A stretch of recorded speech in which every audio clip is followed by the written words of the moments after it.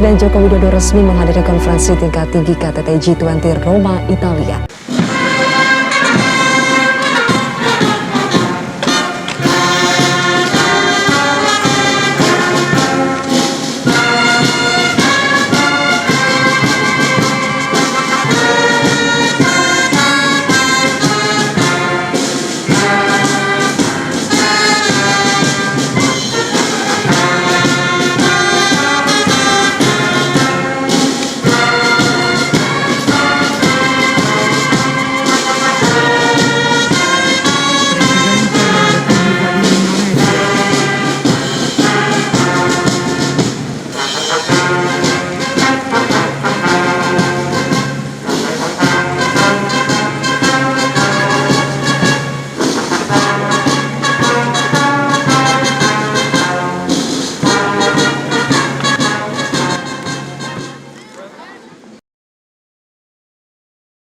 Okay, dear colleagues, it's a pleasure to welcome you in Rome today for this G20 summit.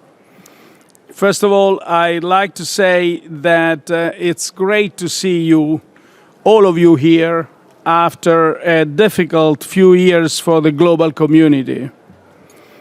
The pandemic has kept us apart, as it did with all our citizens. And even before, we faced protectionism, unilateralism, nationalism.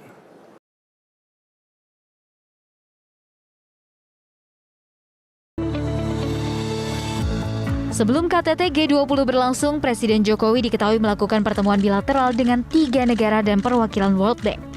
Pertama dengan Perdana Menteri Australia Scott Morrison, di mana kedua negara sepakat menjalin kerjasama sektor energi, hingga Vaccinated Travel Lane atau mengakui sertifikat vaksin masing-masing negara bagi mereka yang sudah menerima 2 dosis vaksin untuk pemulihan sektor pariwisata.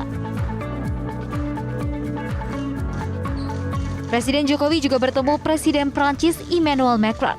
Keduanya membahas kerjasama bidang pertahanan, di mana Jokowi mengapresiasi investasi Prancis di industri alutsista tanah air. Macron sebagai presidensi Uni Eropa juga mengaku terus berkoordinasi untuk memperkuat kerjasama dengan Indonesia dan ASEAN.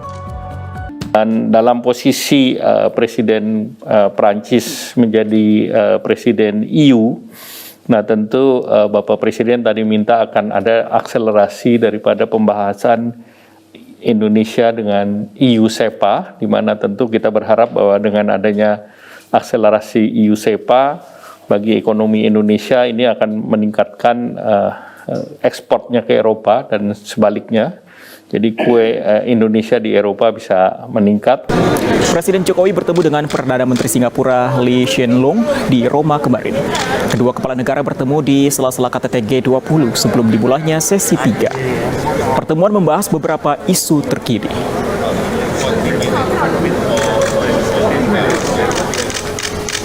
Presiden Jokowi juga membahas beberapa isu politik dunia dengan Presiden Dewan Eropa Charles Michel.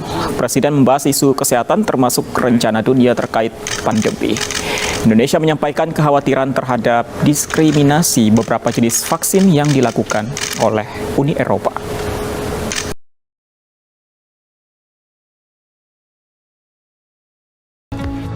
Di luar agenda tadi, Presiden Joko Widodo masih sempat pamer kebijakan yang diklaim menunjukkan keberpihakan Presiden dan pemerintah untuk mengembangkan UMKM dan memperkuat peran perempuan saat menjadi satu dari 4 pembicara yang diundang dalam acara sampingan KTT G20 bertema dukungan UMKM dan bisnis milik perempuan untuk pemulihan yang lebih baik.